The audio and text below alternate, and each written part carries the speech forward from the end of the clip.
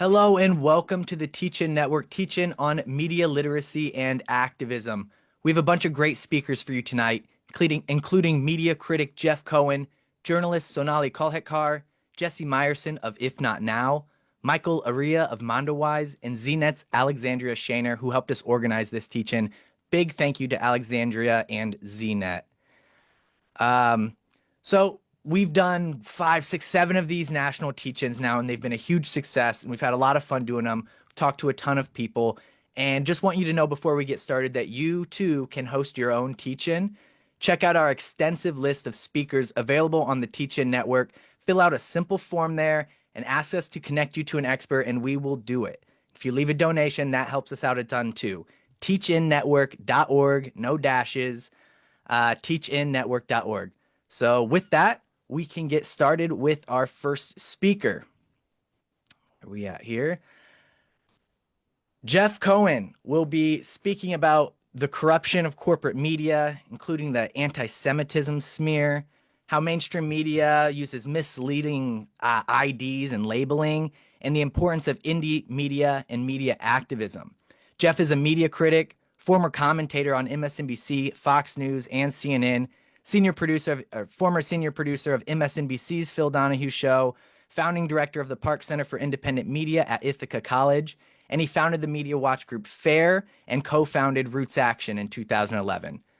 With that, Jeff, please take it away. Okay, thanks, Ryan. Can I talk bluntly tonight? Absolutely. We hope you do. All right. I've been a news media critic for 40 years, telling people that they cannot trust news outlets owned by conglomerates and instead should rely on independent media.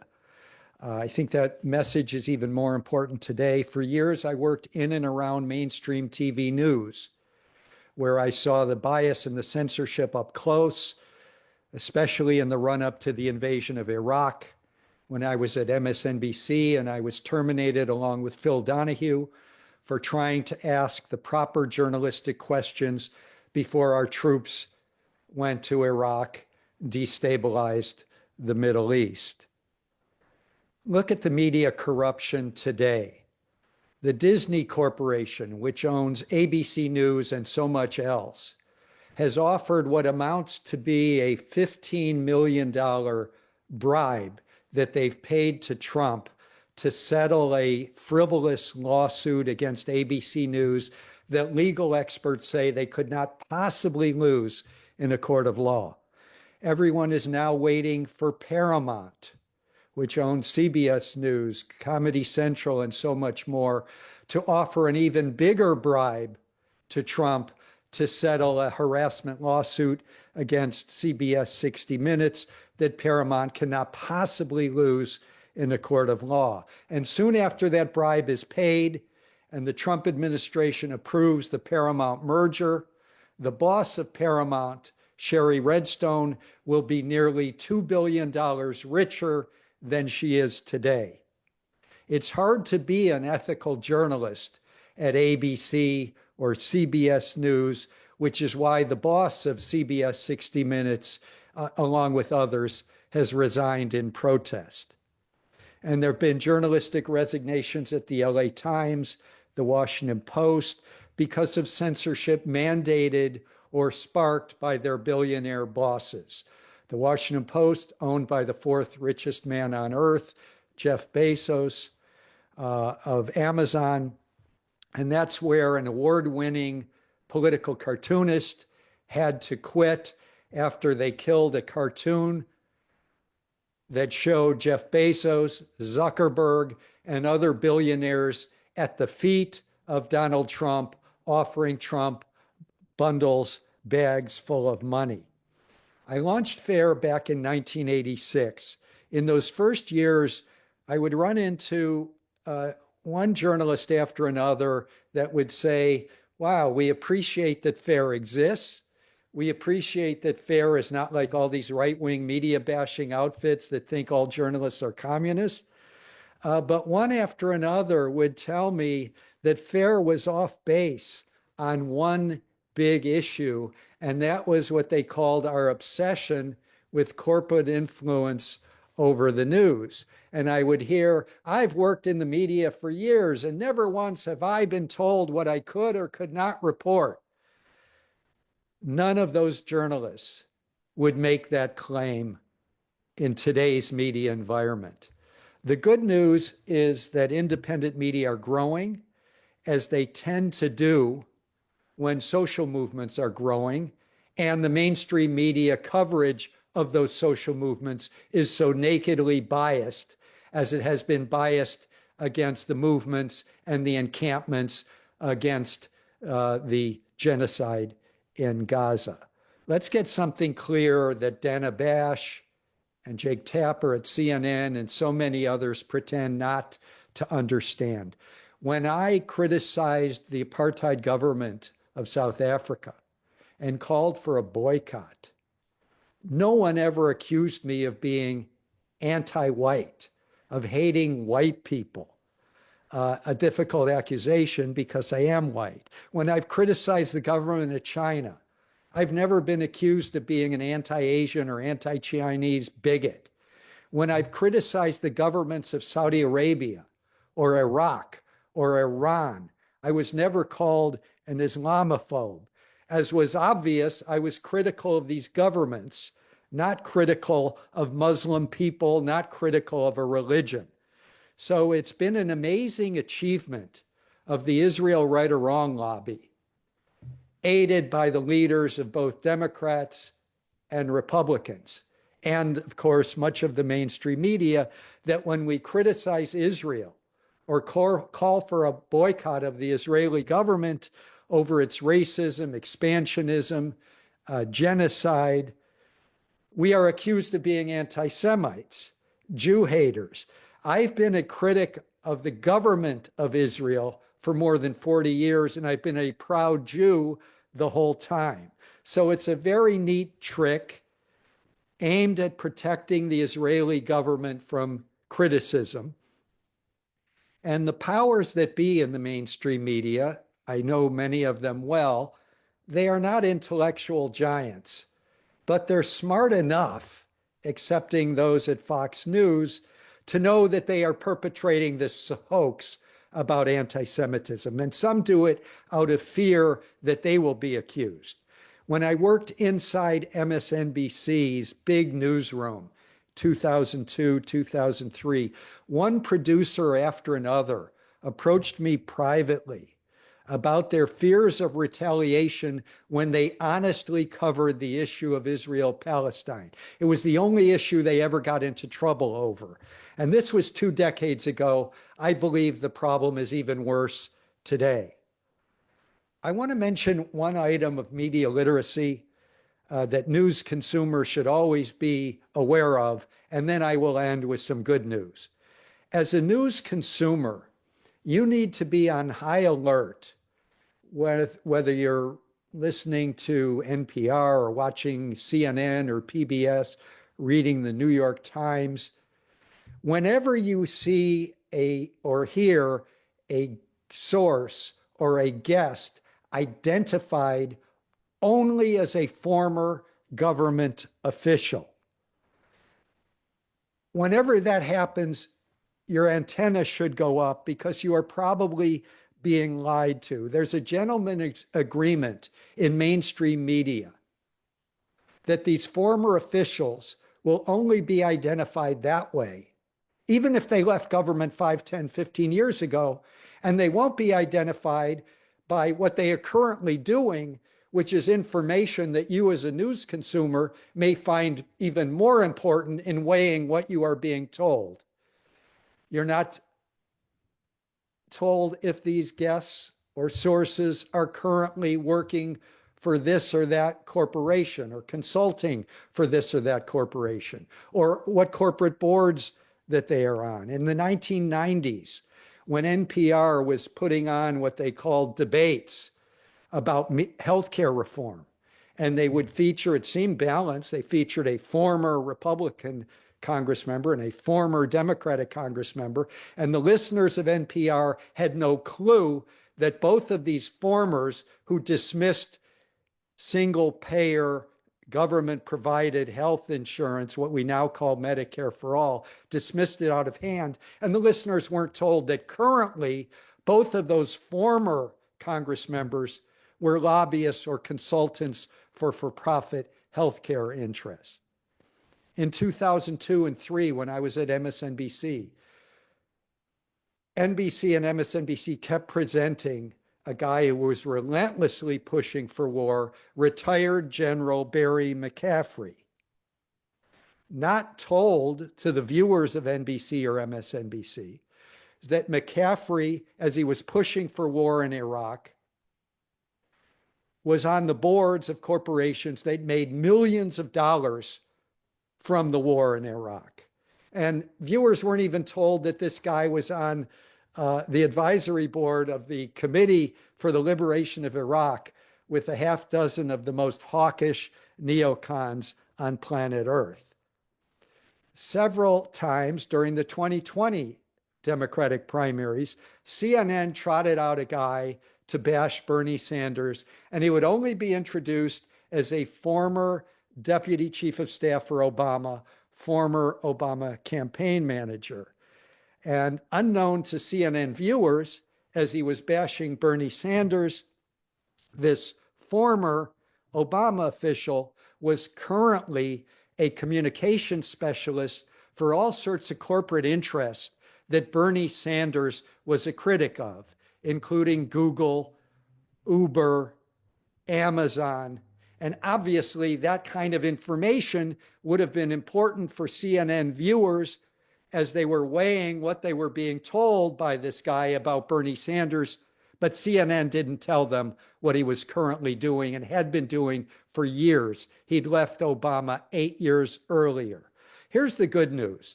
For the first time in US history, millions of people have access on a daily or even hourly basis to non-corporate and sometimes anti-corporate news. Never existed before.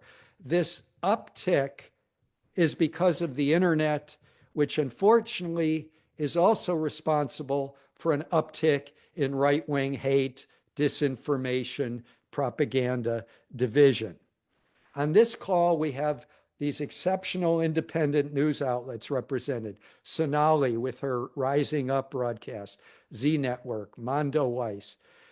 At the RootsAction Education Fund, we sponsor the progressivehub.net website, and we support the Zero Hour with RJ Eskow and Sonali. What I want everyone to do is add everything together. Add in Democracy Now! And Pacifica Radio and all the community radio stations. Add in the Young Turks and left-wing young podcasters. Add in dozens and dozens of websites, whether it's The Intercept or Common Dreams, Truth Out, and you have millions of people every day that are getting serious, journalistically sound, non-corporate news and analysis on the biggest issues of the day. They're not hearing a lot from these outlets about the Kardashians. We leave that to the corporate media. So if you're a progressive activist, you have to be a media activist, which means you use your email, you use social media, you use public forums, you use any means at your disposal to promote the independent news outlets that you trust. Those news outlets don't have big advertising or marketing budgets. We are their advertising department. And the second aspect of being a media activist, besides promoting indie outlets, is challenging media, mainstream media bias and exclusion. And you can do that as an individual, but it's more effective if you do that with organizations, collectively. And one of the best ways I know to do that is to sign up for the action alerts that you get from FAIR, the Media Watch Group, Fairness and Accuracy in Reporting, and that's fair.org. Another great media literacy project is Project Censored, celebrating their 50th year. So when we started FAIR in the 1980s, after President Reagan had been caught on a hot mic making a joke about starting a nuclear war, We had a slogan back then, and it's unfortunately very appropriate today: better media active than radioactive. Ryan, I turn it back to you. Thank you so much, Jeff. That was an excellent presentation. I just learned a lot that I didn't know, and I have a bunch of questions. Um, we don't have a lot of time though, so if you could be as quick as you can with these answers. You talked about essentially bribes being paid via settlements. Is that is that new? Is this a brand new thing? Have we seen this before? I've never heard of anything like this. I've never seen it before. I've never seen the media more corrupt, the media owners more corrupt than they are today. It's a new thing. Meta did it. They paid a huge bribe by settling a lawsuit they couldn't lose. So yes, it's a new thing and it's horrific. And it's part of the reason that 60 Minutes, boss left the program. One of the And most profitable programs in the history of TV, not and just it's one of the most profitable news shows. right, and it's totally legal because it's literally through the courts. So Yes. very Yeah. bizarre. Yes, it's legal. And everyone knows, everyone who works at these places knows these are bribes. And many of Right. these owners gave more than $1 million or more to sit in the front row of the Trump inauguration. That's also new. Wow. Okay, a couple questions from people. So when we're talking about independent journalists, where are they getting their news if they're not sitting in Gaza? And why should we believe that they're more accurate than like the BBC, for example? Because the BBC isn't there. Independent media is relying on journalists, many whom have been killed inside Gaza. The independent media outlets are getting their information on the ground. And Robert Greenwald of Brave New Films has a new movie opening, a new documentary about the targeting of journalists working in Gaza. In many places, if you're in a war zone and you have the word press on your upper chest, that's a protection. In Gaza, it seems to be putting a target on your chest. I would not wear a press thing in Gaza today. Zateo also had a short documentary about the Shireen Abu Akleh killing, so I'm glad that this is getting some attention now, but mainstream media missing. Um, Very quick, Midas Touch, the Midas Network, yes or no? How are you on that? Yeah, I've learned some interesting stuff from them. It's not in my regular rotation, but Sure. I've watched it. I mean, what I've used as my homepage, and the folks over there know it for years. I've used commondreams.org as my homepage. I swear by Right. it. Okay, last question. I'm going over, but I just have so many questions. I'm not going to get to most of them. So when someone is ID'd as a former government employee, they're really just a consultant to big tech or big oil. But this maybe I have to ask Jesse or someone. Someone pitched them to be on the show that clearly identified them in some way, or does the media just have a list of people that they go to that are I think the former? media rounds up the usual suspects. And if they started like Jim Messina, who kept going on, he's the Obama guy who kept going on CNN to bash Bernie. If he'd been identified as a corporate media consultant for Uber, Google, he probably wouldn't go on again. I mean, if they properly identified their guests, then that gentleman's agreement between these corporate guests and the corporate media would be out the window. But that information about what they're currently doing is far more important than what their government job was 5, 10, 15 years ago. Right, way more influence outside of the government because there's money involved. Thank you so much, Jeff. I have lots more questions. I might send you via email so we can send out to people. Really great presentation. So much appreciated. Thank you. And our next speaker, Sonali Kolhatkar, she's going to be speaking about her unique path to journalism, how others can become real journalists who battle misinformation. Sonali is a journalist, author of Rising Up, The Power of Narrative in Pursuing Racial Justice, and co-author of Bleeding Afghanistan. Sonali's nationally syndicated broadcast program uniquely centers solutions journalism and airs on radio stations and on free speech TV and is supported entirely by subscribers. You can subscribe to her newsletter at risingupwithsonali.com.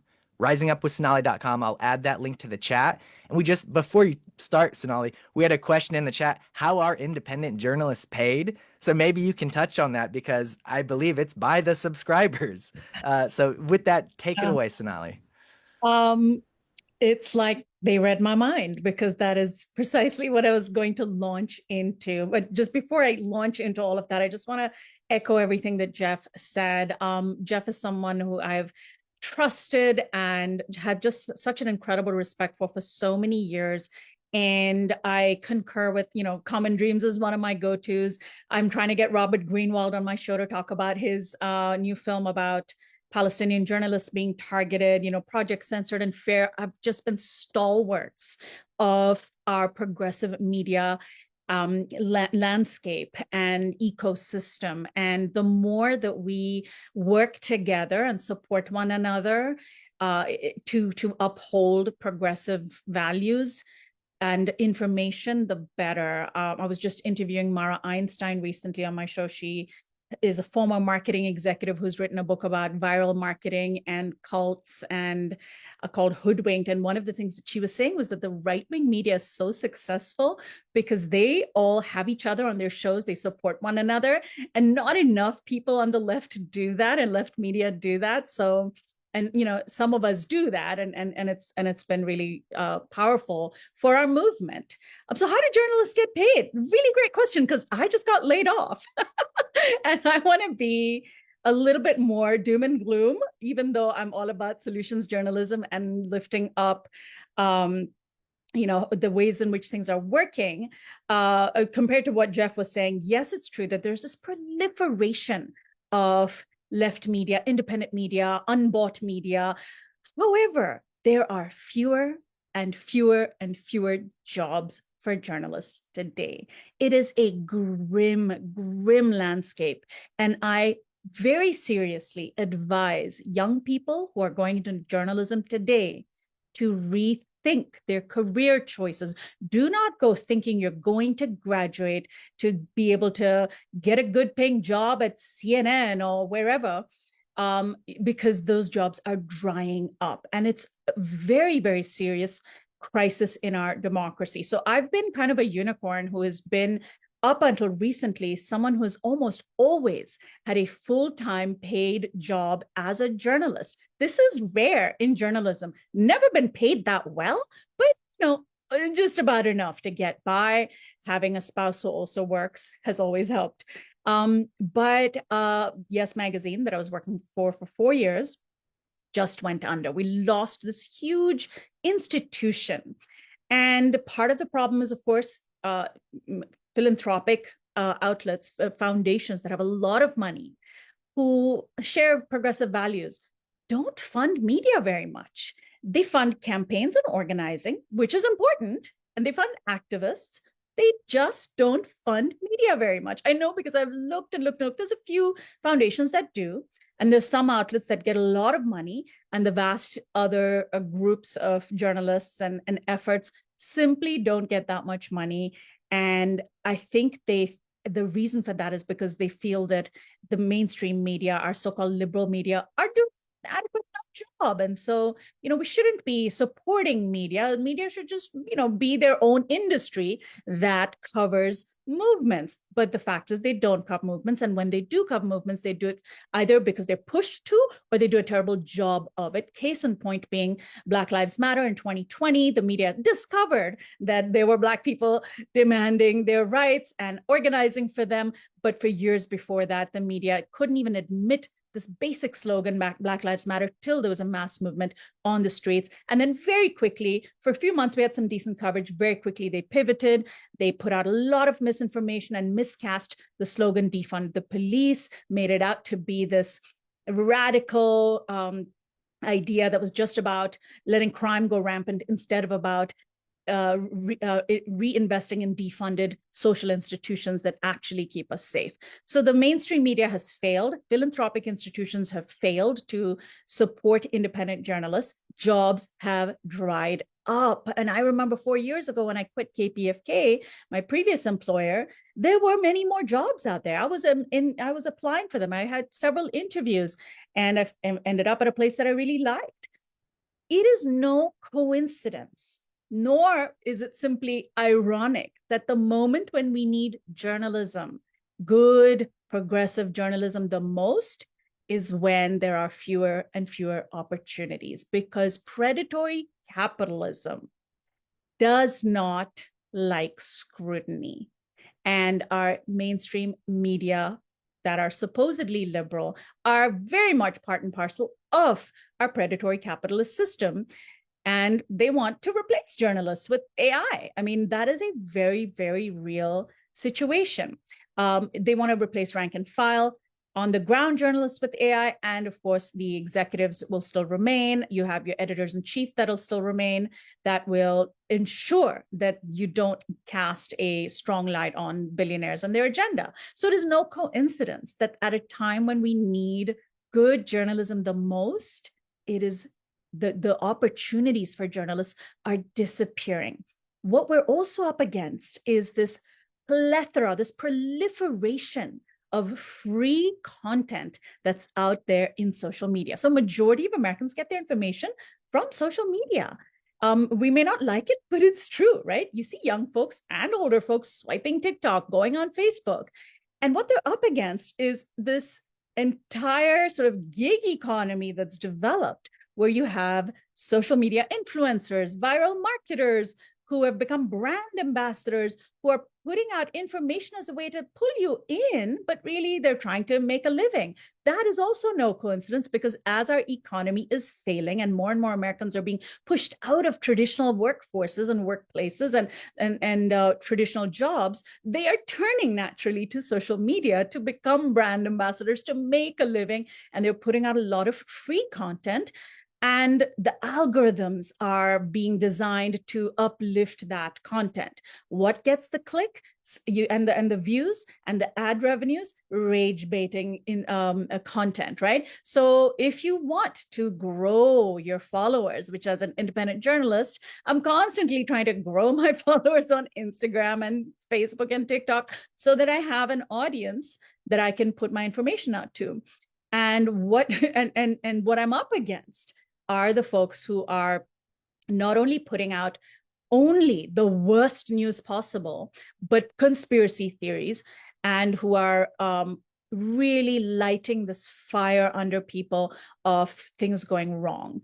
And the challenge to that is, even when there is truthful information that's being put out, it's being done so in a way that fuels our cynicism, right? It's being done so in a way that is literally convincing Americans to leave their country. I was just having drinks with a friend yesterday who's an American who's got plans to move to Spain, because she is convinced that we have nothing but fascism left for us in America. We can't outrun our problems. And all we're seeing in our social media feeds is this very cynical sense that fascism is here, and there's nothing you can do about it, because they're not uplifting those people who are actually doing something about it. And the mainstream media is not covering, and the algorithms are deprioritizing that. And so we are walking away left wondering, wondering if anyone's solving the problem, and left feeling isolated, left feeling like we just need to escape. And I don't blame folks, right? So we're battling the algorithms, we're battling the fact that the job market is terrible. And so I think that what I'm trying to do is, what a lot of journalists are trying to do, which is basically crowdfunding our jobs. We're crowdfunding our work. So after after Yes crumbled, I tried applying for a few jobs and realized that this basically, most of the jobs out there are for young journalists who are expected to work weekends, twice as many hours, fast-paced environment for like a very, very low salary. And frankly, I'm 50 years old. It's not something that I'm not going to work myself to death. I have to pace myself. And it's important for journalists, by the way, to really think about self-care. We are often suffering from secondary trauma from the work that we cover, from the issues that we cover. We internalize the genocides that we cover, and we don't want to burn out. So I'm crowdfunding my own job. I've had this show that I've now been doing in various versions for more than 20 years. And I have a little bit of a following, in spite of the algorithmic bias. And so I've started an effort to just get subscribers to subscribe for $4 a month to join in, and they'll get all of the access to all of my interviews, transcripts. And I'm focusing on solutions journalism, which was a really important lesson I learned at Yes, which is that it's not about putting a positive spin on the news, because frankly, look, we're all screwed, right? Like, are we living in a world where things are going really, really badly? That doesn't mean that people aren't doing something about it. And if we can have journalism that inspires people to take action rather than fueling their cynicism and fueling their disengagement, because who is that benefiting? That's only benefiting the fascists to be disengaged. If we can have journalism that uplifts the solutions, that showcases, look, there's some young people here who are protesting, for against the Gaza genocide. Look, there's a group of people here who are electing a socialist to their city council. We can be inspired to do more of that, and we can remain engaged and not check out, because the whole point of journalism is to strengthen our democracy. It's not a glamorous field. It's not something that you get, you earn big bucks doing. And if you are earning a lot of big bucks doing it, I sort of wonder I sort of wonder who you're serving in this landscape. I want journalists to do well. I want to do well. But the only way to earn a lot of money and get some big accolades in this day and age is to fuel the cynicism, fuel conspiracy theories, join the mainstream. And so what I'm hoping is that people across the country understand that we need journalists. Journalists have to eat. Journalists can and should be uplifting solutions to our crises so that we can all remain engaged. So I came to journalism from science. My background is in physics and astronomy. I went to school for astronomy. I had this very sort of, gauzy idea of being an academic. And I quickly learned that I wanted to do something more meaningful in my life. And I took my background in education and became a journalist. And it turns out having a science education is excellent for being a journalist, because the idea is that you're synthesizing the news and you're learning truth from fiction, and you understand statistics and you understand how systems work.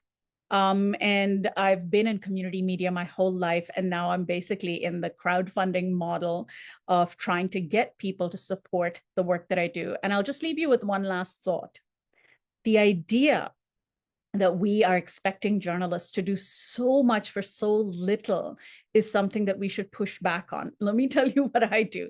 If I can get, if I get 2,000 people subscribing $4 a month, $4 a month, right? That's very little. $4 a month, I would be able to sustain a weekly 1-hour program that has 3 video, radio, and transcribed interviews. How is that even possible? It's because I'm doing it all. I'm booking my own interviews. I'm doing the research, writing the script, recording the interviews live to tape with a teleprompter in one hand, B-roll, live production in the other, editing them, mixing it together, uploading it, creating clips for social media, posting it to Free Speech TV, sending it out to radio stations, finding time to fundraise, raising 2 children, taking care of my parents who live in my backyard. And it's a lot. It's a lot. So I don't say this to think, to sort of impress you, other than to think that this shouldn't, many people wouldn't be able to do what I do. I'm only able to do it because I've learned these skills over many, many years and can be very efficient. And I think about the young journalists who aren't going to, be able to do this, and who are going to slip out of the field, and we will all be suffering for it, because the fewer journalists we have, the less healthy our democracy. So anyway, so just to wrap up, support journalists, lift up solutions journalism, don't disengage. If you and try not to consume media that depresses you, because there is a growing sector of journalism that focuses on solutions. Try to seek that out if you find yourself getting really depressed and traumatized and feeling like then nothing's going right and all you want to do is run away to Canada or Europe or wherever, right? So that's all I leave you with. Thank you. Thank you so much, Sonali. Yeah, I don't get stuck doom scrolling because right now my Twitter feed is just all the worst news every day you can imagine, so it's tough. I have a lot of questions for you, Sonali, but we're going way over, so I'm not and you answered, so I was going to ask you about AI in journalism and you got to that. I was going to ask you about crowdfunding a career and you literally said that. So, I guess the big question I get to is, can truth, something you're trying to share, compete with profit driven media? Or is there something else that has to be done? What I mean by that is the conspiracy theorists, the radical, we know what gets clicks is the most controversial, wild stuff. The same way that in campaigns, the politician with the wildest thing to say gets the most donations. That's what the platforms want. That's what the algorithms want. So how do we use truth and honesty? Do we need the audience to what do we do? We have to be creative. We have to be really, really creative. I'll tell you, I'll just give you one example. I'm writing my appeal for next week on my subscriber list to get people who have signed up for free to convert to paid subscriptions. And I know that the things that get the clicks are when you're against something, right? So if you're against something and you put that out there, that's what gets the clicks. And so I decided I'll write an appeal about being against the algorithm that deprioritizes solutions journalism, that deprioritizes joy and successes and models of challenging fascism. And so we have to get creative. And it turns out there's a lot of people who are really, really creative. There's like stand-up comics who are doing incredible work, who are doing political work, who are doing political analysis, and they're able to find ways to defeat the algorithm. There's people inside Gaza who are filming themselves. I mean, and TikTok is a bit of a crapshoot, and you can get some of the worst impulses on TikTok as well as some of the best. So look for those people who are doing incredible things. For example, look up the twins in Gaza. These two guys, they're twin brothers, and they do these incredible videos, and they show you what life in Gaza is like, and they've got tons of followers because they know how to do it creatively. We have to get creative.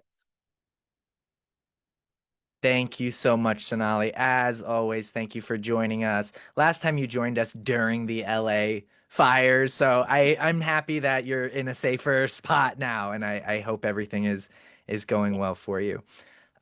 With that, we're going to move on to our next speaker. We're running a little bit behind. I'm sorry. These conversations are so interesting to me.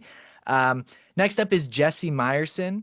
Jesse Meyerson will be speaking. We'll really be answering the question, whose violence counts as violence in the headlines about Israel-Palestine and police shootings, and whose doesn't? Jesse is a communications director for If Not Now and former communications director for our friend India Walton and her mayoral campaign. Jesse, take it away. Thanks so much, Ryan. Good to be here with everyone. I direct communications for If Not Now. For those who don't know us, we're an organization of U.S. Jews trying to organize other U.S. Jews against the occupation, apartheid, and genocide policies of the Israeli government toward the Palestinian people. It's also true that I was India Walton's communications director for her campaign, but in between that campaign and this, I was the communications director for a New York City council member named Tiffany Caban, who I don't know if you know her, but she started her career as a public defender and now is an abolitionist socialist in office and visionary public safety thinker. So in both of these contexts, the content of the media focus has a lot to do with violence. In the case of If Not Now, it's about primarily this genocide in Gaza and also the violence in the West Bank and violence against other neighbors of Israel. And in Tiffany's office, it was about community violence, gun violence, traffic violence, sexual and gender-based violence, intimate partner violence, and of course, police violence. Okay, so that's the background on me and how I come to this. We know that 70 to 80% of readers only read headlines. So this is going to be an examination of some headlines. Okay, there was a story that happened this week. I'll tell you a little bit about the story and then we'll look at the headlines. Probably you heard something about this. For the last year and a half, the Israeli government and military have, to varying extents, been denying food into Gaza, whose ingress and egress it controls in its genocidal campaign. Recently, this intensified. For 2 months, they let in no food at all, leading to this immense famine. After a ton of pressure, Israel, this week, started allowing in the equivalent of 4 rice crackers per day per person. So just the other day, there was this aid distribution event where tons of starving, desperate people showed up, ready to do whatever it took to feed themselves and their families. And the Israeli military shot into the crowd, killing 1 Palestinian. Okay, so can I share my screen? Is that doable? Yeah, Do I you have should permission? be able to there. Bottom of your screen, the Oh share yes, button. share, and I will. Oh, it's giving me a lot of like exclamation marks and triangles. That's a pity. Okay, I'm not sure that's going to work, so I'm gonna just read you these things and hope that I'm engaging enough that you can get with it all. Okay, CNN characterized it this way: chaos erupts on first day of U.S.-backed aid distribution in Gaza after weeks of hunger. I'll read that again. Chaos erupts on first day of U.S.-backed aid distribution in Gaza after weeks of hunger. Okay, things to notice about this. First thing is the subject of the sentence is chaos. That is who is at fault here. And implicitly, that means that the hero would be order, right? The opposite of chaos. If only we had maintained order, the bad news that we're delivering might not have happened. And the verb is erupt. Chaos erupted, as though it were liquid hot magma spewing forth from the earth under nobody's control. Chaos erupts on first day of U.S.-backed aid distribution. So the U.S. shows up only as an aid distributor or as a backer of aid distribution. And this is in Gaza after weeks of hunger. The hunger is unexplained. Was it a drought? Was it inflation making the price of food too high? We don't really know.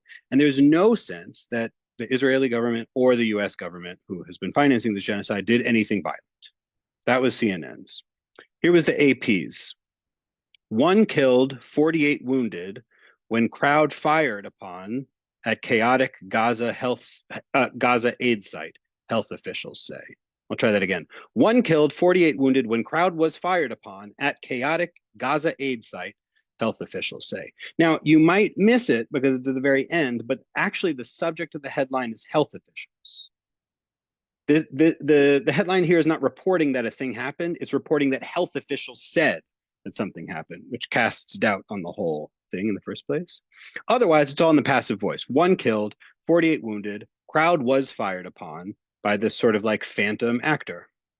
And where did it happen? At a chaotic Gaza site, chaotic Gaza aid site. It didn't happen at an Israeli site, even though that's who's controlling the distribution of aid. Lest you think that's just in the US, here's how Sky News from Britain put it: 1 dead and dozen injured after gunfire at aid hub in Gaza. After gunfire at aid hub in Gaza. It's not even construed as a consequence of the gunfire, just simply subsequent to it, conceivably unrelated. And lastly, an English language German site wrote, shots fired as Gaza aid group struggles to distribute. For this example, I'm cribbing from a wonderful academic named Assal Rad, A-S-S-A-L, last name R-A-D. Please do follow Assal on all platforms. You'll get lots of really good analysis of headlines like this. But this is not a new thing. And I was reminded, looking at this post, of an example that I remember from the 2018-2019 March of Return, which was, you'll see in headlines, Gazans, what's not generally discussed is that most of the 2 million plus people of Gaza are not Gazans. They are refugees from other parts of Palestine who were forced there in the 1948 Nakba catastrophe, when the state of Israel was founded by removing a bunch of Palestinians from what is now Israel, and many of them came to Gaza. So they had this giant march for return, demanding to go back to their homes. They showed up in tens of thousands. It was almost entirely nonviolent. At most, one Israeli was killed, maybe zero, fewer than a dozen wounded, whereas the IDF killed hundreds of Palestinians and injured almost 10,000. And the Times, in this story that I remembered and looked back at,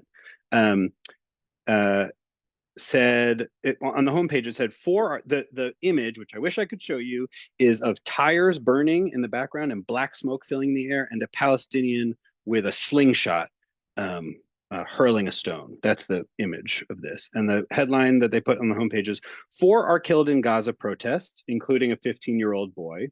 Killed by whom? Bullet point. Israel's defense minister, the only person quoted here, said that there were fewer people as Palestinians protested for a fourth Friday, but that there was more, quote, terror activity. Perhaps the terror activity being illustrated above with these burning tires and this slingshot being activated. Another bullet point, the total number of fatalities from the protest campaign has risen to at least 38. Fatalities from the protest campaign. That is what they are saying, the protest campaign. Who is responsible for the violence of the fatalities.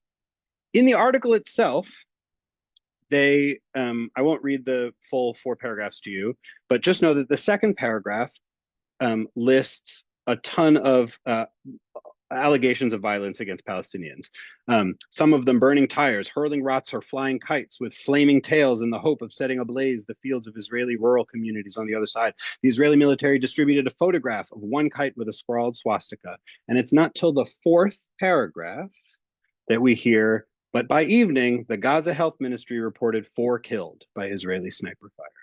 And I should say that the caption under this same picture of the tires burning is a Palestinian protester during clashes with Israeli security forces near the border east of Gaza City on Friday. Clashes. Where's the violence? The violence is all there ascribed to the Palestinians who are being killed for this mass nonviolent action. Just want to say that this is not only true in Israel-Palestine, this is true here when we encounter police violence and officer-involved shootings. I similarly remembered another event that blew my mind, so I looked it back up. And this is a story from a few years ago. In the New York Times, it's being covered. Stray police bullet kills girl as officers fire at suspect in Los Angeles store. Who killed the girl? The stray police bullet. The officers, they were busy firing at a suspect, but the bullet killed the girl. Here's the subheadline. The suspect was killed, and a shot pierced a wall, fatally striking a 14-year-old in a dressing room during the confrontation at a clothing store, the police said. Again, the officers were busy killing the suspect, but the shot is what pierced the wall, fatally striking the girl. That's the New York Times. The AP's headline was, Los Angeles police video shows officer shooting that killed 14-year-old girl. Again, it's not the officer who killed the girl. It was the officer shooting that killed the girl. Valentina Orellana Peralta, who was hiding with her mother inside the dressing room, was killed in the shooting. Again, passive voice. Video released Monday showed, this is the lead paragraph. Video released Monday showed Los Angeles police firing at a man suspected of assaulting customers last week at a clothing store. A shooting that also killed a 14-year-old girl hiding in a dressing room who was struck by a bullet that went through a wall. Again, it's the shooting and the bullet that did the violence. The officers were busy killing the suspect. Now, why were they shooting at at somebody who was suspected of assaulting customers last week at a clothing store? We don't know. It doesn't matter, because what the police were doing was not violence. Just like when the Israeli military and the U.S. Weapons manufacturing apparatus, they are not capable of violence. For more on the sort of propaganda thing, I would follow Alec Karakatsanis, another great person to follow. You'll be glad you did. Okay, and the closing thought that I'll leave you with is that if editors chiefs of newsrooms determine that somebody in the story is a good guy and that somebody in the story is a bad guy, nothing the good guy does can be classified as violence. It has to be put in passive voice and questions left. And in fact, in the Gaza case, you have the US only showing up as an aid distributor. And on the other hand, if the bad guy is anything other than perfectly nonviolent at every single second, then that is the story, their violence. So whose violence counts as violence in these headlines? That's the thing I would urge you to remain cognizant of as you read the news. Thanks, everybody. Excellent presentation, Jesse. That I'm sitting over here muted, talking to myself. People probably watch me just being like mad over here. That is wild. Just the wording can manipulate you so much. When we talk about the passive voice and the specific uses of where's the noun, where's the verb, who did what, who's to blame, I find it hard to believe that journalists are just bad people, right? That doesn't compute with my sense of the world. So is it out of disdain for the victims or out of protection of the offender? Cops in Israel.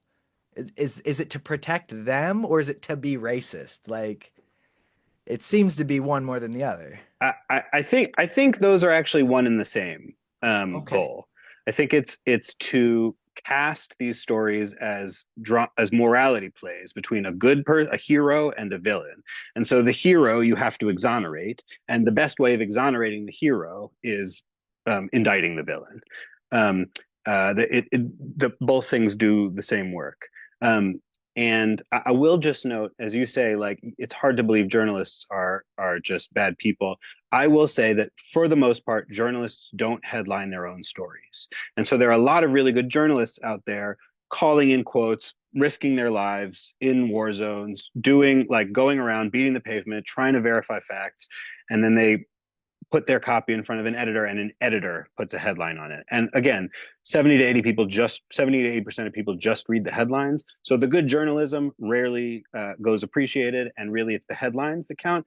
And editors are much more accountable to CEOs and advertisers and shareholders, et cetera. And so have a vested interest in sort of encouraging the narratives that will please those people, rather than journalists who, as you imply, are often doing really good. So even if you have this excellent journalist like Sonali, if she's working for a big mainstream outlet, it's going to go to that editor who's thinking about his next raise and how to get that story clicked on more. So wow, I'll say it another really thing. just waste people's skills. I've known really good journalists who work for the New York Post, which is a Rupert Murdoch-owned right-wing rag, and their job isn't even to write the stories. They go to the site, they interview people, and they call in quotes, and the editor just puts it in the right wing sort of like propaganda phrasing. Okay, last question because we're so behind. What's the uniting factor there? How do police, the propaganda in Israel, how do they interact with our media or government to create this effect? Or is it just because it's an easy narrative that makes money? I would say that the enforcement apparatus, which is police, militaries, borders, surveillance, that all is the security system for capital. And so capital has an interest in valorizing it. And the way capital is able to structure society so as to extract the maximum amount of profit for itself is by creating racist tiers in society. And so you have Palestinians or you have Black people who serve as this underclass, and the best way to keep them to be an underclass is to consistently portray them as dangerous threats who have to be kept in check.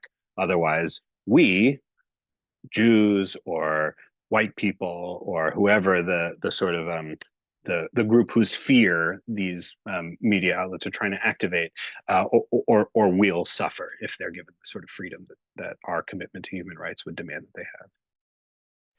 All right. Thank you so much, Jesse. Really appreciated. Great presentation there. Learned a lot again. Wish I could ask more questions, but got to move on now to our next speaker, Michael Aria.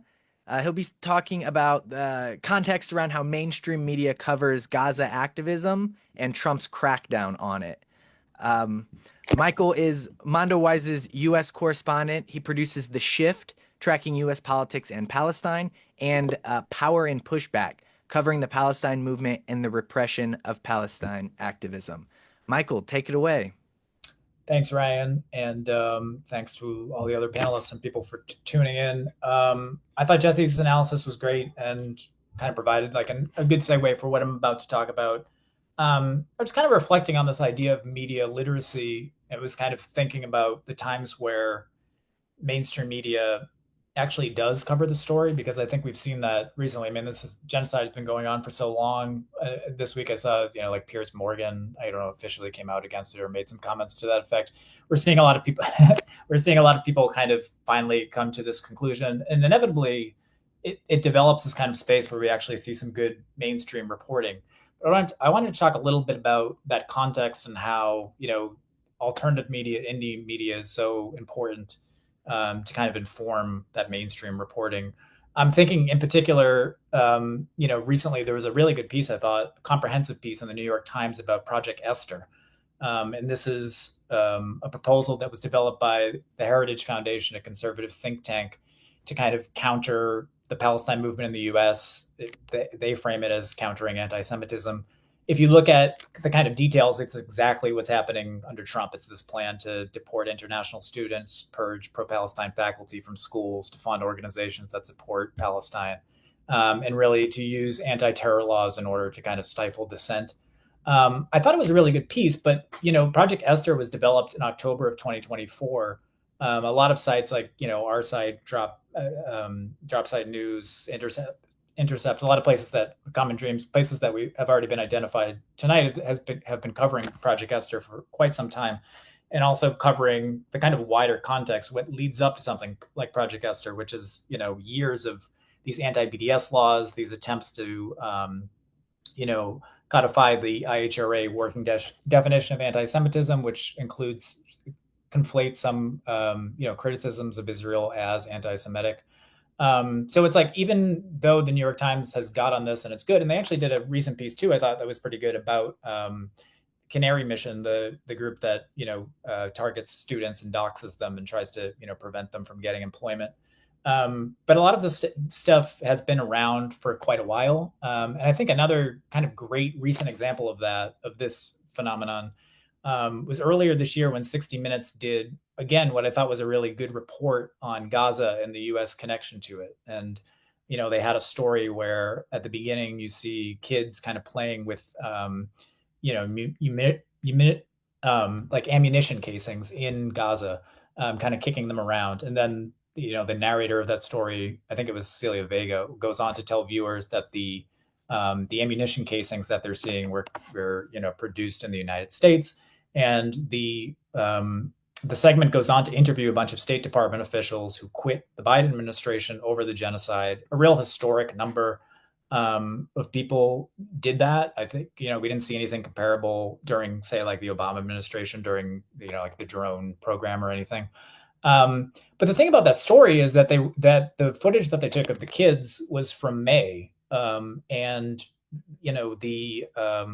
the people that they interviewed, virtually all of them had quit their positions months before the segment ran. Some of them quit their positions, a full year plus before the segment ran. And they're running the segment after the election had already happened. So Trump is about, I think, a week from going into the White House at that point. And they're telling you, this is how the Biden administration is essentially complicit in this carnage in Gaza. But it's no longer having the effect that it would have potentially if they were running the piece while the people, these people were still in power. And that came just a couple weeks after 60 Minutes did a segment, I think, all but kind of like celebrating the pager attacks on Lebanon that Israel carried out, which killed a number of civilians, including a young child. So I just think even when the mainstream gets these things right, we're kind of lacking that context, or the timing is kind of suspicious on that level. And I think the only other thing I wanted to mention, and something I think about a lot, have been thinking about a lot just because I cover this group a lot in my work, is the way that the Anti-Defamation League is handled by the mainstream media, which is an organization which obviously has like a deep problematic history, and people can, go online and read about it. There's a number of activists who have been pushing for quite some time for nonprofits and human rights groups to sever their ties to the organization based on their behavior. But I'd say in recent years, it's gotten even worse. There used to be a part of the ADL's FAQ session, if you went on their website, that explicitly said that not all forms of anti-Zionism are anti-Semitism. And I quoted that a couple times, and I went to link to it the other day, about 3 weeks ago, and I realized that I had to use the Wayback Machine to bring it up because they had scrubbed it from their website, which it just shows that the group has gotten even more extreme with Jonathan Greenblatt at the helm. And, Jonathan Greenblatt is consistently invited on, mainstream channels every year. The ADL puts out this audit, this anti-Semitism audit, which alleges that anti-Semitism is skyrocketing or hit some all-time high. I think the last one that came out claimed anti-Semitic incidents have gone up by something like 500% in the last decade, which is obviously a staggering statistic to hear, and would understandably, make people concerned and nervous. Jonathan Greenblatt, when he goes on these shows, whenever this audit comes out, he goes on CNN and MSNBC and talks about these things. He's never confronted about the methodology for that report. And if you look at that report, the ADL counts anything, criticisms of Israel, criticisms of Zionism, in the same way that they count actual anti-Semitic incidents. So students chanting from the river to the sea, or professors holding a panel that references the Intifada, that is equated in this audit the same way that literal Nazis going into a cemetery and desecrating tombstones with swastikas is. And he's never challenged on that. And we see now that conflation between anti-Zionism and anti-Semitism is kind of being used as a basis to try to detain and deport people in this country. Secretary of State Marco Rubio has said it essentially many times, that the reason why they're attacking students is because they claim that pro-Gaza protest is anti-Semitic, and anti-Semitism is antithetical to the U.S.'s foreign policy. So it's a very important subject, I think, and he's never challenged in any way whatsoever. He's brought on consistently, and the group is cited consistently as a civil rights organization, despite the fact that he was recently asked on CNN what he thought about Trump, scooping up students off the street and kidnapping them and detaining them. And Jonathan Greenblatt said that the ADL wasn't concerned with what he termed as Hamasniks, that wasn't their job to protect people like that. So this is a group that I think is obviously much more concerned with protecting Israel than it is with documenting anti-Semitism or combating it in any way. There was a big pro-Israel rally shortly after the bombing began in 2023. Jonathan Greenblatt was invited on MSNBC to talk about that rally. I think 25,000 people showed up. He said that close to 300,000 people showed up. He wasn't challenged on that at all. He wasn't asked about the fact that Van Jones was booed when he, said something in his speech during the rally to the effect of wanting peace in the region. People screamed no ceasefire at him. And he wasn't asked why anti-Semitic pastor John Hagee was a speaker at that event, a guy who has said that Jewish people brought the Holocaust upon themselves by disobeying God, a guy who says that the Antichrist will come back to earth as a Jew. This was a person who the ADL, which ostensibly is here to, exist to combat anti-Semitism, invited to this rally, and they have to face no questions about it. So I think, if somebody's watching a cable news station, they might get a report on, Mahmoud Khalil, or one of the many students who's been detained. They might get a report on, the Trump administration shredding the Constitution in the name of alleged, combating of anti-Semitism. But then shortly after that, they might see Jonathan Greenblatt on their television kind of telling them that, spitting out these staggering numbers and kind of suggesting that, campuses are out of control and they need to be reeled in. So I think even when the mainstream media gets these questions right or does good reporting, I would just, end by kind of echoing what's been said quite a bit already on this panel, which it just, I think, underscores and highlights the need for independent media, alternative media, and I would just call on people to support those type of media and those type of organizations that have been telling the story for quite a long time, whether it hits the mainstream or not. Thank you so much, Michael. A couple quick questions for you. Talking about the ADL a lot there. To me, the ADL seems, or maybe it's to normies who aren't like deep into this stuff, the ADL almost seems like an official thing. Like they are the decider on what's racist to a lot of people. And they, from what I remember, they didn't think Elon's Nazi salute was problematic. Yep. which is why, like, they blamed it on, well, he's on the spectrum, and this is, is very weird. Do you think the ADL is losing, I don't know if support, trust, I guess, in media at all from this? Because it's comical in how they've treated things. Do you think that their stance is lessening any? I'm not sure it's lessening among media. I think it is lessening among kind of activists, progressives, people who are kind of pay close attention to media. There's a campaign called Drop the ADL. I'd encourage people to check it out, which has a lot of great information about what the organization actually does.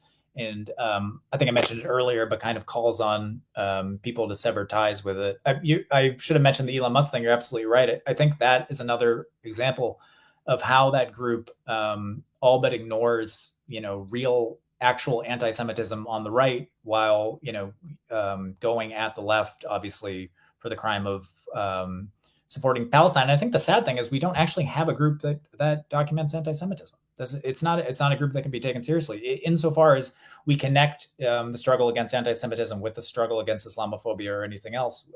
It's sad that the one group that's kind of looked at to do that cannot be trusted in any capacity.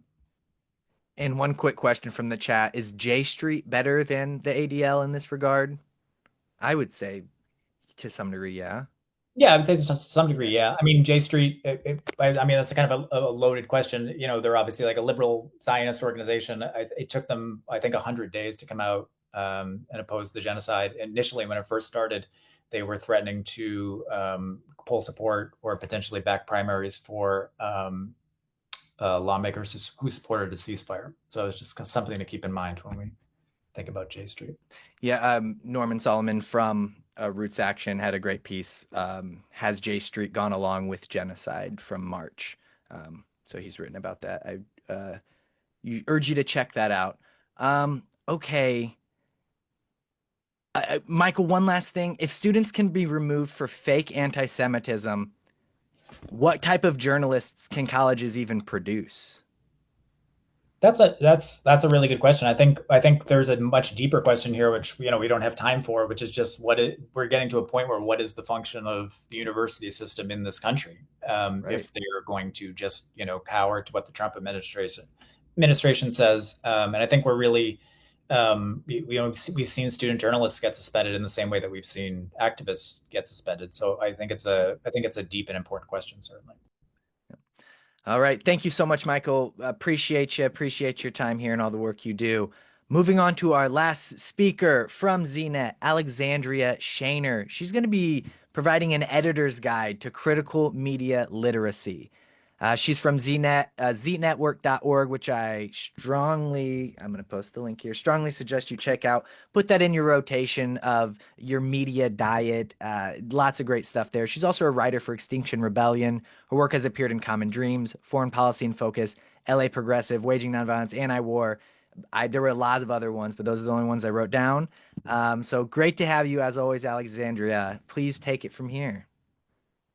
Hey, everyone. Thank you so much, Ryan. And thank you to all the fellow speakers tonight. I think we're going to shift gears a little bit for this last presentation.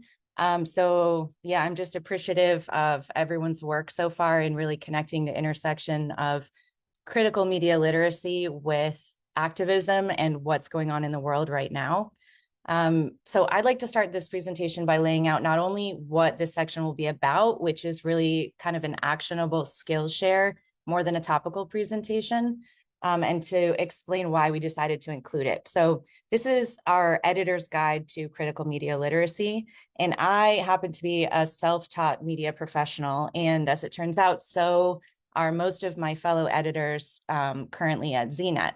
And I mention this not because I'm saying that you all need to skill up to become actual editors and journalists, unless of course you want to, but to highlight that though these skills aren't commonly taught in general education, they are absolutely learnable, and they are urgent and critical.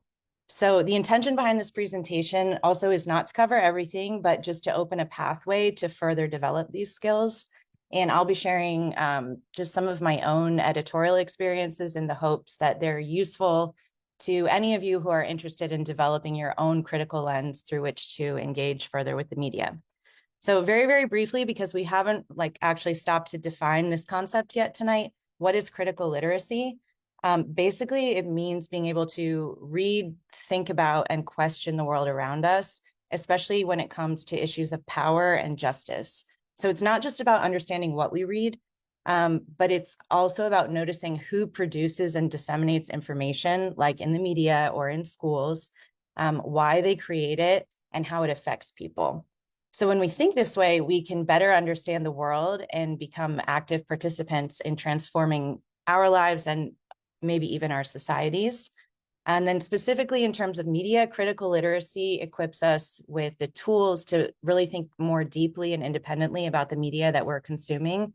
And what that does is help us resist manipulation, understand underlying biases, make more informed decisions about the information that we accept and then share and then act upon. Why is it important for you to engage with the media like an editor? Why did we decide to frame this Skillshare in this way? I would say that in one word, it's about empowerment of yourself and of your communities. You can and should have agency in how you interact with the media. And you are also, in a way, already kind of an editor and publisher within your own circles when you choose to share and act upon media that you consume. And then this has a ripple effect beyond your circles. So with that kind of framed out for you, let's jump into some actual skill building. Starting with, what are some helpful tools to establish for yourself? And I remember after my presentation at one of our previous teach-ins, the non-cooperation with Trump back in March, the most common question that I received after doing my section on the media was about where and how to find trusted sources of independent media. And Ryan and I, as well as a few of our participants in that teach-in, shared a short list of some publications and some journalists that we personally trust and respect, which is great. However, just sharing a source list doesn't really help you make up your own mind, and it tends to sometimes result in information silos. So we also advise people to check out platforms like ZNet. This is because Z posts not only original content, but also curates lots of previously published content from sources all over the world, from major outlets to personal blogs, including work from many of our panelists tonight. And this daily editorial work is a service that we try and provide to our readers to introduce a diversity of sources, authors, and topics that are also seriously and independently vetted. And that's not to say that you should take what we post as infallible. You absolutely should not. But we aim for our editorial work to be a helpful leg up and a time saver for our readers. And we're not the only publication that does this. I'm just using what I know tonight as an example. And then importantly, in addition to that, we also always cite the original publisher on any reposted work so that you as a reader can then choose to follow any of those sources directly if they are particularly relevant to you. And that's one great way to kind of build your library of trusted and useful media sources for yourself. Now, to really get the critical lens working, you can replicate some of our most basic editorial work for yourself by just having a little bit of knowledge and resources in place. Three really easy things is if you know the writer and their work or their style, if you know the publisher or platform, and if you know the topic being written about. So these 3 points can be helpful shortcuts to being fairly confident that you have trustworthy information, but they're definitely not absolute and they're not always available. So critical literacy is about questioning at the end of the day. So when in doubt, it's also important to just ask others who might know the topic well to give you their opinion on the quality and the value of the material that you're looking at. And then over time, you can also even develop a group of people who you consult with and learn together with, kind of like a media reading group, or it can be something less formal. But these are basically all just basics that you can start to build up for yourself to give you a leg up in assessing and trusting information and its meaning for yourself. Now, that's kind of in an ideal world. And what if you find yourself without access to these resources or outside the bounds of these constraints? So we'll spend the rest of this presentation talking about further developing your critical media lens. Like I said, no one editor, no one person can be or needs to be an expert in all things, nor familiar with all authors and all publications. However, by using a critical media lens and a bit of a cautionary logic, many mistakes can be avoided. So as just a few starting guidelines, I'll share with you tonight with a few examples of how to apply a critical lens to your media intake. The number one thing that I would suggest is understanding motivations. This is absolutely crucial for identifying bias and manipulation. Some starting questions that you can ask yourself is follow the money. We talked a little bit about this with Sonali. Who's funding this? Related, but not exactly the same, is follow the benefit. Ask yourself who's benefiting from this. Some further questions you could frame it as is who's behind this message? What are their interests? Are there hidden agendas? So understanding motivations overall is one of the most important points. And because of this, I'm going to take a little more time on this one and give a couple real life examples.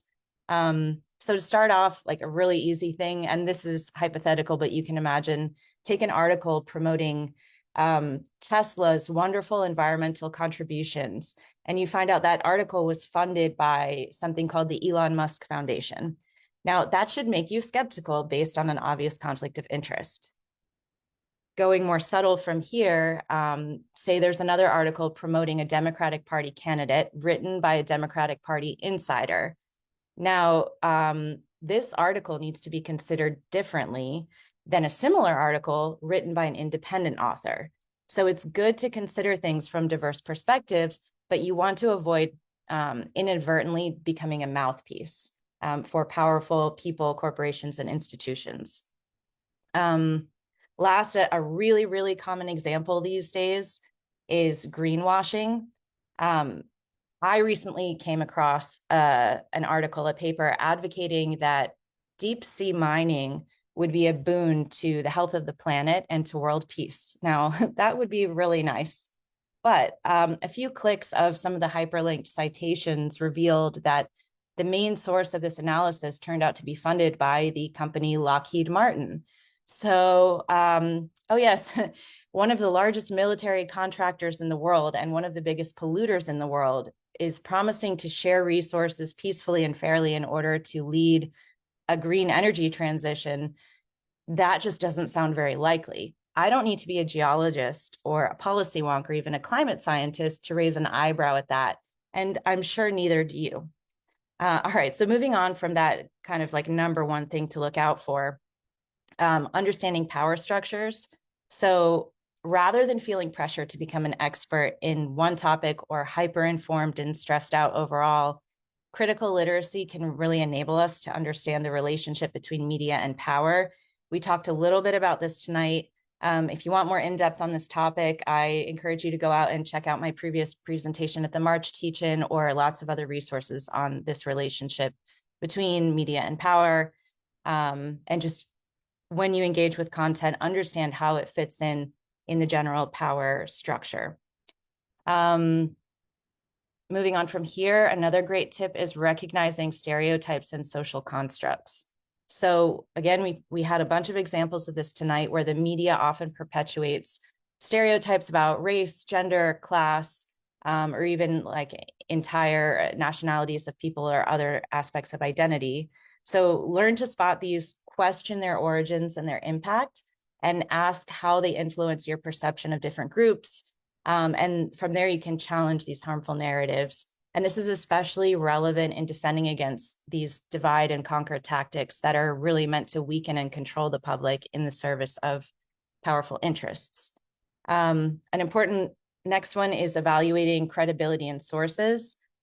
As we all know, in the age of digital media, misinformation can spread really quickly. So don't forget to stop and assess the credibility of sources, cross-check information, avoid being misled by false or biased reporting.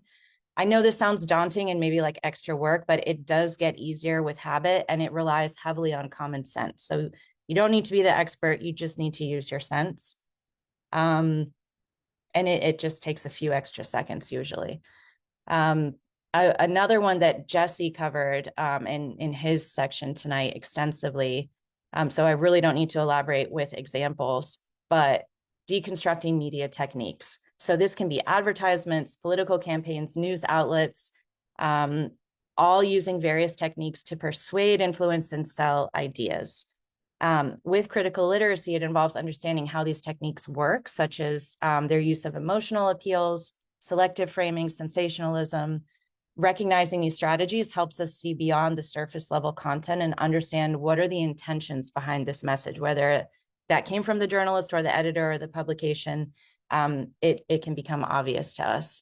And the take home being is, if clear language isn't being used, especially in something like a headline or reporting facts, we should be asking why, and we should assume that it is not an accident. Last, a really easy one that absolutely anyone can do and is also crucially important is resisting the race to be first, resisting the pressure of this like 24-hour news cycle or constant drip feed of information through our phones. Especially with news-related content, there's often a flurry of substandard at best to outright wrong content at first. So patience and rigor should always be prioritized over the race to be first. And for content relating to breaking and unfolding events, it's really good to just make sure the analysis and facts are solid. And when in doubt, wait before taking this information seriously, let alone sharing it or acting upon it. So I know that was really quick, and there's so much more that we could cover on this topic, but all of these points are what you can think of and hopefully utilize as like an ongoing skill building thing that you can do. And the main take home is that instead of passively consuming media, a critical approach encourages active engagement with it. It allows us to ask deeper questions, challenge assumptions, and form our own opinions, which then empowers us to actually participate more fully in discussions and in decisions. On the flip side, it also helps us to recognize the power of the media itself in shaping society and how we can use that power collectively to advocate for a positive change. And I'll wrap up by just saying that you are all very, very welcome to continue this conversation and to seek more resources by interacting with us at the Z community anytime. And I appreciate your attention. Thank you so much, Alexandria. Excellent stuff as always. Couple questions and then we'll get out of here because we are running super late, but it's been a great program. So appreciate everyone who's stuck around, and all of our speakers have been excellent. I really like the idea of it's like this drip of content versus being patient. And I guess a lot of that has to do with knowing what you're being patient for, right? And for me, that looks like waiting for someone I trust to publish an article about it, whether that's Klippenstein or like one of the podcasters that I actually trust, or Ryan Grimm or something like that. I guess, how long does that take to build out this trustworthy network of like, okay, there's been a shooting, I'm not gonna listen to what Twitter is saying right now, I'm gonna wait until a story. Like, how long does that take to find those people? That's excuse me, a really good question. And I would say that there's not really a set like stock answer that I can give for how long it takes. And it's actually a dynamic process where there's people that I have trusted in the past that I now feel a bit differently about. So it's not a one and done thing either. And I know that for me, developing myself as an actual editor and publisher, I'm still learning. I definitely come to it with humility and a learner's brain. And that's why I advocate critical literacy for everyone, because I know that I'm not always right. One easy thing is, definitely don't trust the Twitter buzz. Wait until you can find some verified information, because even people who you trust sometimes fall for that trap of wanting to be first or getting caught up in the buzz. All I can say, I can't tell you how long it's going to take, or, if there's a threshold you need to trust somebody or not trust somebody. But what I can say is the more you do this and the more you engage critically, the more your own confidence and comfortability in your own critical skills to constantly make those dynamic judgments is going to be stronger. and that you don't need to do it alone. People think like, oh, I need to be the expert, or if I ask a question, I'll seem like I don't know what I'm talking about. Do this in community, do this in dialogue, and it will be more effective, and you will spread it among your people. Excellent. All right, last question. When you're vetting a journalist, when you're vetting a story, I've found that like you're saying, you trust someone, you trust someone, you trust someone, and then something happens in the news and a blind spot gets revealed. NATO, Zionism. There's these things where you think someone's totally on your side about everything, and then it's like, whoa. So I guess when you're looking at people, how much are you going issue by issue? This is the person I trust on what's going on in Gaza versus like the person, like I trust Ken Klippenstein or Ryan Grimm or someone like that. Like, do you separate it by issues with people at all? Yes, in terms of like needing to not spend all day, every day doing only editorial decision making. So like there is a bit of like shortcuts that are sometimes taken. But I would say theoretically, in an ideal world, what I would trust is your own critical lens and like some of that logic that I laid out, where you're looking at basic heuristics and norms of, you know, how are they presenting this information? Where did this information come from? Is it verified? More than just, I tend to trust this person's analysis. We all need to take some shortcuts, and so that's fine. But again, it's a give and take. And yes, some people I'm like fully in agreement with on certain issues. And then there's this one issue where I'm like, where is this coming from? And that's fine. And that just happens. But again, that's the importance of develop your own critical lens and learn how to be in dialogue with others about it, because it's also possible to change your mind. And that's really, I think, the focus that is most beneficial over the long term. Great. Thank you so much, Alexandria. Appreciate you. Appreciate ZNet and everybody else that joined us here today. If you aren't doing anything tomorrow, there's a DNC executive committee meeting, and one of our campaigns, the Progressive Hub, will be live streaming it with commentary from all sorts of people. So I encourage everyone to follow that. Let's, in line with our media activism, let's follow what the DNC is actually doing, so we don't just have to listen to other people's reports on it, and we can begin our building and continue building our own trustworthy network of media folks who we know are going to give it to us straight, who aren't writing headlines for profit and don't have editors who change their work to say something other than they meant to. Do you have anything else you'd like to add, Alexandria, before we sign off? No, I just appreciate everyone's time and interest in this. It's a really crucial topic. And yeah, just to echo what I said before, please feel free to get in touch, and hope to do more of these soon. All right. I've added that link to the YouTube for our thing tomorrow. And with that, everybody have a wonderful night. Thank you so much for joining us. This video will be available in the next 24 hours or so on YouTube. So thank you.